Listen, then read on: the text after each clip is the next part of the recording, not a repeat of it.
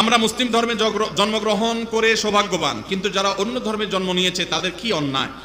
আমরা যেমন অন্য ধর্মসমূহ জানতে চাই না, কিন্তু তারাও তো আমাদের ধর্ম সম্পর্কে জানতে চাইবে না। তাহলে তারা কেন জাহান্নামে যাবে? এটা আমাদের নাস্তিক বন্ধুদের খুব জনপ্রিয় একটা প্রশ্ন, ওনাদের কাছে খুব পপুলার একটা প্রশ্ন। নতুন নাস্তিক হলে এই প্রশ্ন দিয়ে শুরু করে, বরং নাস্তিক হওয়ার আগে থেকে এই প্রশ্ন চর্চা করে তারপর সেদিকে যায়।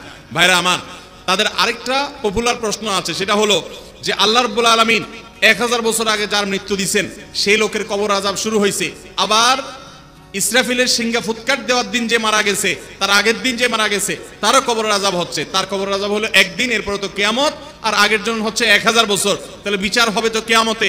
কবরের শাস্তি একজন 1000 বছর ভোগ করলো আগে মরে, আরেকজন পরে মরে মাত্র একদিন ভোগ করলো, তাহলে ইনসাফ কিভাবে হলো?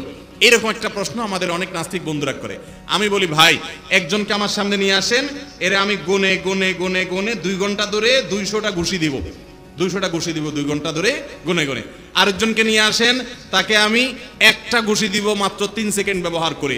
আমার ওই পরের ঘুষিটা ওই লোকরে 200 কোটি ঘুষি দেওয়ার চাইতে ওজনই হবে, ব্যথা হবে, এর হাড় ভেঙে যেতে পারে। সম্ভব কি সম্ভব না? তা আমি যদি এই ব্যালেন্সটা করতে পারি, আল্লাহ রাব্বুল আলামিন 1000 বছর আগে না লাখ বছর আগে কে মারা গেছে, আর কে কত বছর পরে মারা গেছে, তাকে শাস্তি কাকে কতটুকু দিতে হবে, কিভাবে ব্যালেন্স করতে হবে, কিভাবে কার কতটুকু হক তাকে ততটুকু দিতে হবে, এটা আল্লাহ রাব্বুল আলামিনের জন্য সম্ভব না অসম্ভব? আল্লাহর জন্য এটা মেনটেন করা সম্ভব কি সম্ভব না? আমরা বেশিরভাগ নাস্তিক বন্ধুদেরকে দেখি, তারা যেসব প্রশ্ন করে আল্লাহ সম্পর্কে, এই সব প্রশ্নগুলোর গোড়ায় হলো গলত এবং হাস্যকর বোগাস।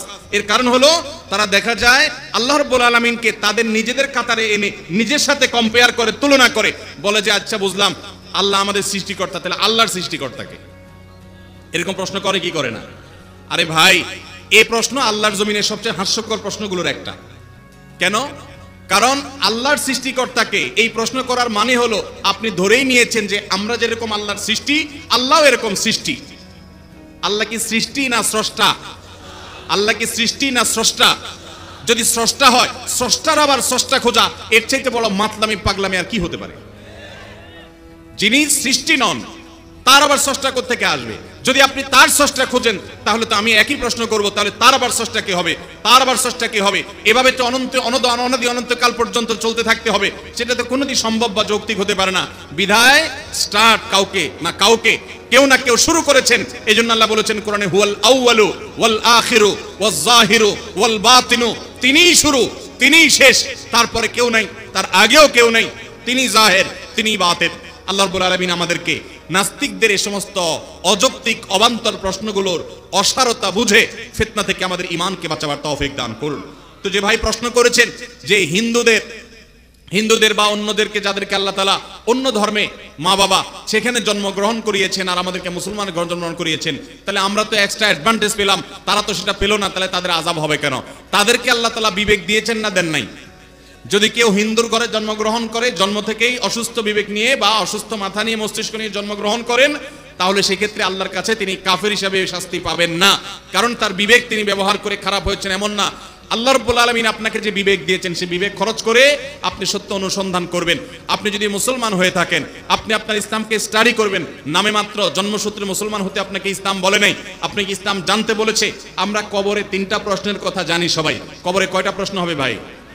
এই 3টা প্রশ্নের উত্তর দেওয়ার পর সম্পূরক আরেকটা প্রশ্নের কথা বলা হয়েছে। সেটি কি?